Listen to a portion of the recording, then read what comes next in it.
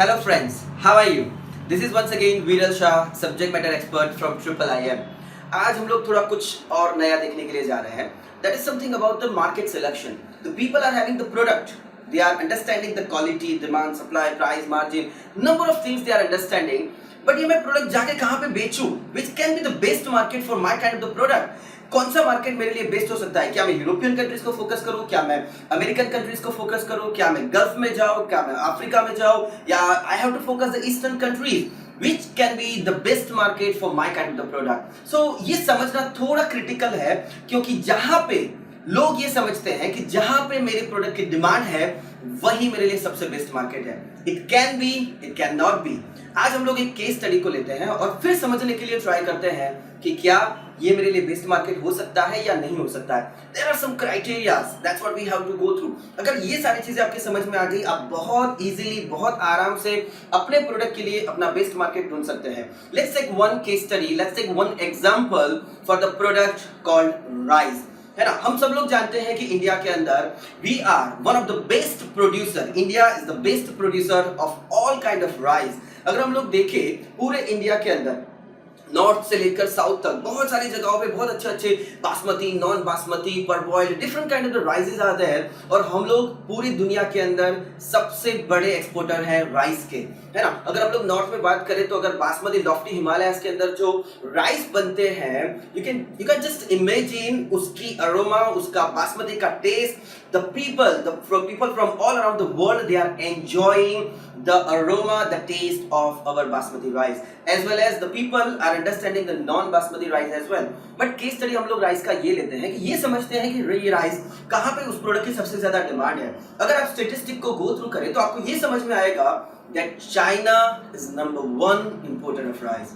Now you can just imagine China, they are having a very huge demand of rice. उनको बहुत सारा rice चाहिए. Within the last 1 year of the time, they have imported maximum rice compared to all around the world. अभी हम लोग India is number one exporter of rice and China is number one importer of rice. तो अगर ये statistics देखें तो हम लोगों को ये क्लियरली अंडरस्टूड होता है that if I am selling rice, if I am exporting rice, I have to focus China directly. मुझे सबसे पहले चाइना में फोकस करना चाहिए जस्ट बिकॉज ऑफ वहां पे डिमांड सबसे ज्यादा है. उसने लास्ट ईयर के अंदर सबसे ज्यादा राइस इंपोर्ट किया हुआ है. सो लॉजिकली अगर देखने के लिए जाए तो चाइना बेस्ट हो सकता है. लेकिन मुझे ये भी देखना पड़ेगा which are the supplying market the product imported by China. China rice किससे खरीद रहा है? When we are going through the statistics, हम लोग को ये समझ में आता है they are buying from Thailand, they are buying from Cambodia, they are buying from Pakistan, they are buying from different countries, but they are not buying from India.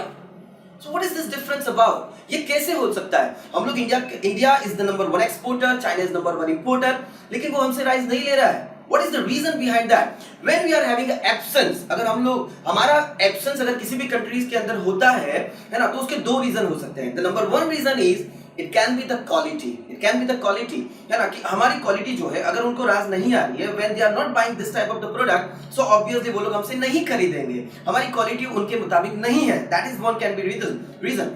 But यहाँ पे वो reason नहीं हो सकता just because of when they are buying from Pakistan.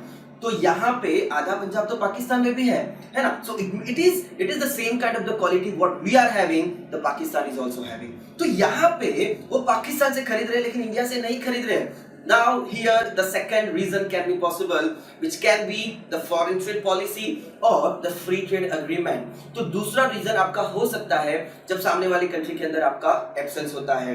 तो ये political involvement या फिर उस कंट्री के साथ हमारे मोस्ट फेवर्ड नेशंस के agreements, tariff, so this reasons can be done. और यहाँ पे चाइना इसके लिए नहीं खरीद सकता. तो ये एक रीजन हो सकता है जब आप किसी टारगेट को, किसी मार्केट को टारगेट करते हैं, है ना. जैसे हम लोगों ने चाइना को टारगेट किया, वहां पे उसके प्रोडक्ट की सबसे ज्यादा डिमांड है, but they are not buying from India, so we can not focus China as our prime target. Now the second, let's take a second country as a case study. Saudi Arabia की अगर हम लोग बात करें, Saudi Arabia is also second or third number of the importer of the rice. लेकिन जब हम लोग सऊदी अरेबिया का स्टैटिस्टिक्स देखते हैं कि वो किससे खरीद रहा है, so the India is on the first rank in the supplying market of Saudi Arabia. They are buying around 75% of their requirement from India. We are satisfying their 75% of the requirement. So that's what we have to understand. यहाँ पे जब हम लोग जाएंगे तो ये logically हम लोगों को ऐसा लगता है कि हम लोगों को सऊदी अरेबिया में बेचने के लिए जाना चाहिए, लेकिन यहाँ पे एक और दिक्कत आ सकती है that it is very competitive market and that's what यहाँ पे इंडिया और Saudi Arabia they are making a business since last number of years and that's why it's a very competitive market. You are going to face a lot of competition here. यहाँ पे easily आप नहीं बेच पाओगे. The buyers and the suppliers both are defined since last number of years and you will not able to get entry very easily into this market. So यहाँ पे जब competition इतना ज़्यादा फेस करोगे मार्जिन नहीं मिल पाएगा.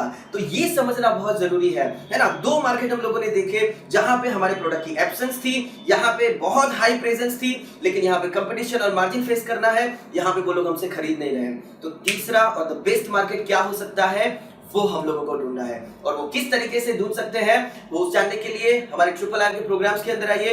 You will come to understand कि कौन सा मार्केट बेस्ट हो सकता है, मुझे मेरा प्रोडक्ट बेचने के लिए कहां पे जाना चाहिए. बहुत सारे क्राइटेरियाज है, समझेंगे, जानेंगे, पहचानेंगे कौन सा प्रोडक्ट कौन सा market. Thank you very much. Wish you very best of luck. Thank you.